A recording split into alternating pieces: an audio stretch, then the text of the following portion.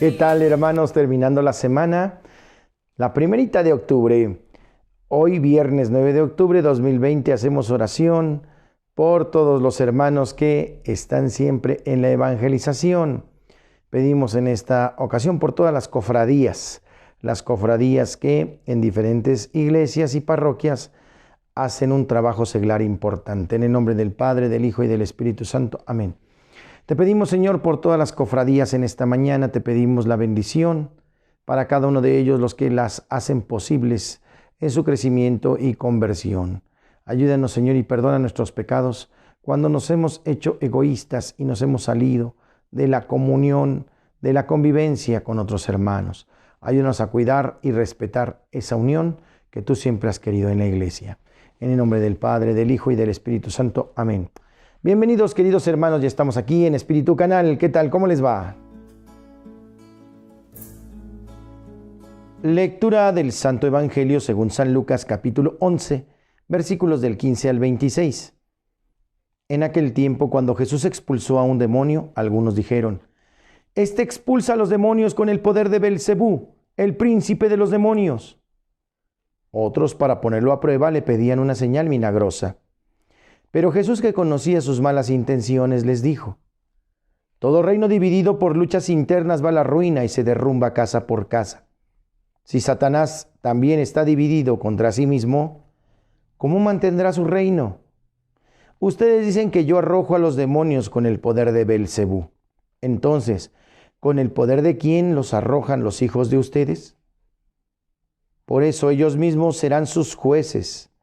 Pero si yo arrojo a los demonios con el dedo de Dios, eso significa que ha llegado a ustedes el reino de Dios.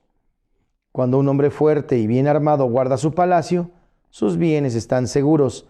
Pero si otro más fuerte lo asalta y lo vence, entonces le quita las armas en que confiaba y después dispone de sus bienes.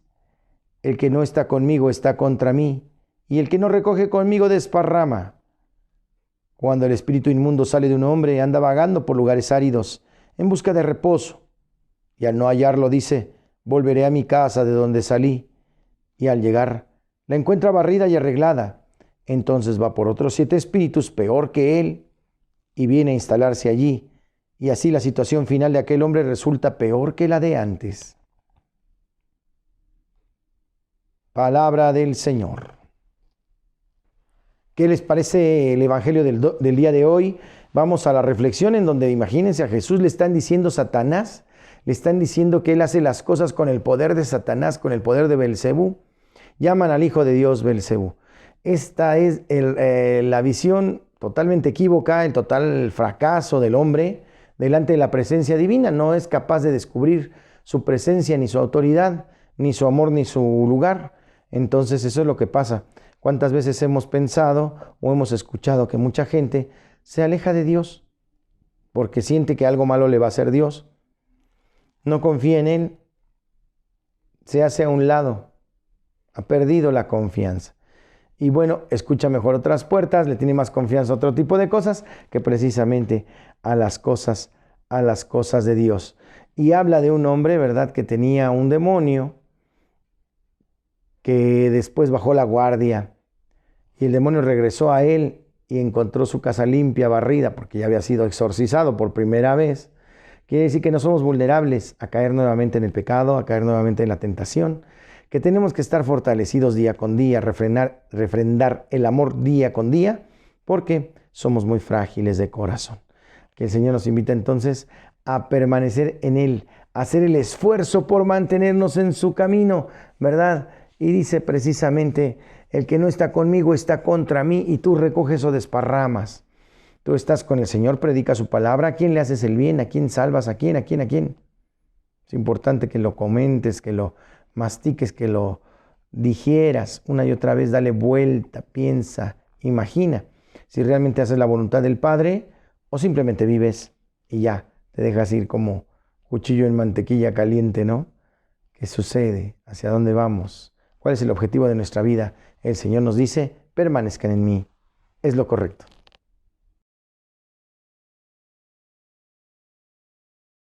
En el tema de hoy continuamos con la historia de la salvación. Vamos al tema de Abraham y el pueblo de Israel. Con el capítulo 12 del Génesis empieza la historia de la salvación en un sentido estricto, con personajes, lugares y tiempos bien definidos. Dios interviene para salvar a la humanidad, escogiendo a Abraham. De él saldrá un pueblo y de este pueblo saldrá el Salvador. Estamos alrededor del año de 1800 a.C. Fe y obediencia. Abraham vivía en Ur de los Caldeos, alrededor de unos 1800 años antes de Cristo. Era muy rico. Tenía mucho ganado y mucha gente a su servicio. Cuando llegó a unos 75 años de edad, Dios le habló y le dijo: sal de la tierra, de tu parentela y de la casa de tu padre. Ve a la tierra que yo te indicaré. Haré de ti una nación grande. En ti serán benditas todas las razas de la tierra. Lo podemos checar en Génesis 12, del 1 al 3. No era fácil para Abraham obedecer a Dios. Tenía que dejar su tierra y a sus amigos, sin saber a dónde iba. No había una seguridad. ¿Qué haríamos nosotros en su lugar? Tal vez no le haremos caso a la palabra de Dios para seguir viviendo como antes a nuestro gusto. ¿Qué vamos a dejar nuestras riquezas y para qué nos vamos a arriesgar? Sin embargo, Abraham no hizo así. Tuvo fe en Dios y obedeció. Fe y obediencia, fe y obediencia. Tierra de Canaán. Así que Abraham se marchó con su esposa Sara, su sobrino Lot, sus sirvientes y su ganado. Dios lo guiaba. Cuando llegó a Canaán, Dios le había hablado de nuevo y le dijo: esta tierra yo se la daré a tu descendencia. Génesis 12:7. La tierra de Canaán corresponde al actual estado de Israel. Naturalmente era una tierra que estaba habitada por otra gente. ¿Cómo haría Dios para dársela a sus hijos? Nosotros tal vez hubiéramos dudado, pero Abraham no dudó de la palabra de Dios. Génesis 15, 1 al 6 y 15, 6. Isaac, el hijo de la promesa. Dios le había prometido a Abraham que sería el padre de un gran pueblo. Pero, ¿cómo sería posible ser el padre de un gran pueblo si su esposa Sara no podía tener hijos? Ya era anciana. Pero también Abraham. Sin embargo, también este caso es interesante porque Abraham creyó en Dios y Sara tuvo un hijo que llamó Isaac. Así Abraham se dio cuenta de que Dios cumple siempre su palabra. Sacrificio de Isaac. La gente de aquel tiempo tenía la costumbre de sacrificar seres humanos a sus dioses, hombres o mujeres. Entonces Dios puso otra vez a prueba el amor de Abraham. Quiso ver si el amor de Abraham que tenía era auténtico, era al menos igual que tenían los cananeos para con sus dioses. Entonces Dios le ordena a Abraham que le sacrificara a su único hijo Isaac, matándolo y quemándolo en su honor. Es sacrificio interesante. El sufrimiento de Abraham fue inmenso, fue indecible, ¿no? Sin embargo, obedeció. Cuando ya estaba para matar a su hijo, Dios le habló diciéndole que no lo hiciera, ya que le bastaba conocer su obediencia. Y eso, obviamente Abraham quería a su hijo Isaac, pero supo poner en primer lugar a Dios siempre. Enseñanza para nosotros. El pecado es la desobediencia a Dios. La fe es la obediencia a Dios. Adán y Eva empezaron el camino del pecado en el Génesis 3. Abraham inicia el camino de la salvación mediante su fe. Tenemos que imitar su ejemplo, poniendo en Dios toda nuestra confianza y obedeciendo a su palabra. Así también nosotros seguiremos el camino de la salvación. Se equipara, es entendible. Obediencia, fe, historia de salvación. Conversemos, platiquemos, dialoguemos sobre este asunto. ¿Qué nos deja, qué nos diste esta situación? Pueblo de Israel. Isaac tuvo dos hijos, Esaú y Jacob. Génesis 25, 21 a 34. Cuyo nombre Dios cambió en nombre de Israel. Génesis 32, 29. Israel tuvo 12 hijos que dieron origen a 12 grandes familias o tribus de los pueblos de Dios. Este periodo de la historia de la salvación se llama la edad de los patriarcas, es decir, de los padres o fundadores del pueblo de Israel. A causa de una gran hambre que hubo en la tierra de Canaán, Israel con sus 12 hijos se trasladó a Egipto, donde vivió feliz y contento los últimos años de su vida. Historia de José. Si tienes tiempo, te sugiero que leas todo lo que se refiere a la historia de José, un hijo de Jacob que superó muchas dificultades antes de que se realizaran sus sueños. Fue objeto de envidia de parte de sus hermanos. Génesis 37, 2 al 11. Fue vendido. Génesis 37, 12 al 36. Y fue acusado injustamente. Génesis 39, 3 al 23. Hasta que reconoció su inocencia y fue elevado a la dignidad de virrey de Egipto, teniendo así la oportunidad de ayudar a su pueblo. Una auténtica figura de Cristo que sufre, muere y resucita a favor del pueblo. ¿Has conocido a alguien que no cree en Dios? Recuerda que hay gente que definitivamente se proclama enemiga de Dios.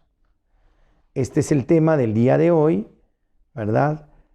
El inicio de la historia de la salvación en Abraham y su pueblo.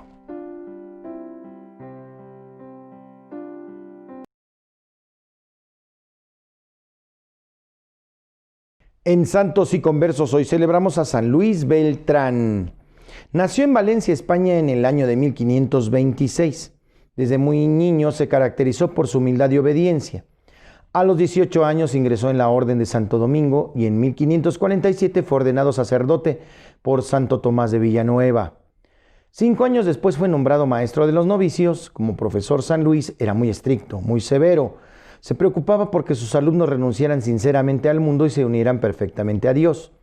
En 1562, San Luis Beltrán fue enviado a predicar el Evangelio a los indígenas de América. Llegó al puerto de Cartagena, Colombia. Solo hablaba español, pero Dios le concedió el don de lenguas, profecías y milagros. También trabajó en Tubera, Paluato, Zipacoa, Portavento. Durante su trabajo en América convirtió a miles de indígenas desde el Istmo de Panamá hasta en las islas del Caribe. Varios años después, en 1569, regresó a España, donde se dedicó a la formación de los nuevos misioneros encargados de continuar su tarea evangelizadora en América. Tras una dolorosa enfermedad, San Luis Beltrán, patrono de Colombia, murió el 9 de octubre de 1581 y fue canonizado en 1671. Pedimos la intercesión de este gran santo, San Luis Beltrán, santo del día en Santos y Conversos. Me regalaron mi cubrebocas de Atlantis. Un saludo al gran Atlantis, gran amigo luchador. En el chiste del día de hoy, resulta y sucede que la señora está pidiendo referencia sobre la salud de su marido al médico que lo ha internado. Preocupada pregunta: ¿cómo salió mi marido, doctor? El doctor, con cara triste, pero firme y atenta, le contesta: señora, debe usted ser muy fuerte. El paro nos tomó por sorpresa. No me diga eso. No me diga que se le paró el corazón. ¿Y ahora qué voy a hacer sin mi marido? No, señora, no me malentienda. Me refiero al paro laboral de los camilleros. ¿Y por qué dice que debo ser fuerte? Porque ahora se tiene que llevar a su esposo cargando. Para las curiosidades de la Iglesia Católica, hoy tenemos la carta a Filemón. Carta breve, esta de San Pablo a Filemón, pero profunda en su contenido, bella por su lenguaje e inestimable para conocer la caridad humana y cristiana del apóstol. Muy valiosa también para constatar cómo reaccionó la Iglesia primitiva ante el inquietante problema de la esclavitud. Punto número 1. Pablo, Onésimo, Filemón. De la casa de Filemón, en la ciudad de Colosas, se ha fugado un esclavo llamado Onésimo. Ambos son cristianos. Onésimo se encuentra con Pablo en la prisión de Éfeso, y aunque el apóstol desearía tenerlo junto a sí, decide devolverlo a su amo llevándole esta preciosa carta. Punto número 2. Autor y fecha de composición. Desde siempre se ha considerado a Pablo como autor de este escrito. Su redacción habría tenido lugar entre los años 56 y 57 después de Cristo, durante un casi seguro cautiverio del apóstol en la ciudad de Éfeso. Y punto número 3, mensaje central de la carta. El tema central que late en el fondo de esta joya literaria es el de la esclavitud. Pablo no aborda directamente el problema, sino que se limita a exponer con maestría insuperable los principios cristianos de solución y deja que Filemón saque la consecuencia, las mismas que debería sacar la sociedad romana, que en su conjunto está aceptando definitivamente el Evangelio. Solo podrá hacerlo aboliendo al mismo tiempo la esclavitud. Hermanos, estas son las curiosidades del día de hoy. Carta a Filemón.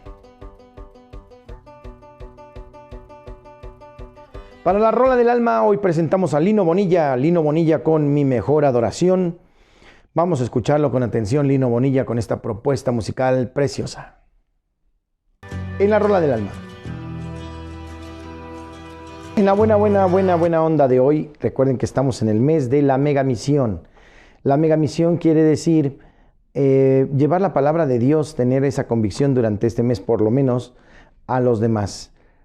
Tú llevas la palabra de Dios, ¿a quién se la llevas? ¿Cómo podrías hacerlo?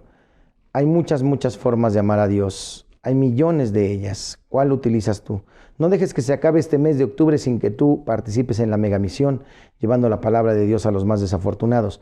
Puede ser acción social, puede ser predicación, puede ser oración, puede ser miles de formas. Ojalá que tomes una en serio y lleves el Evangelio a otros desde tu fe.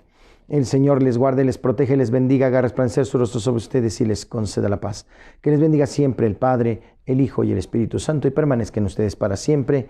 Así sea. Espíritu Canal ha terminado por esta semana. Nos vemos la próxima. Les pido que compartan los videos, que se suscriban y que también den clic a la campanita y like al video. Esto nos ayuda a seguir adelante. Sugerencias de temas también recibimos. Gracias a todos. Tengan excelente fin de semana.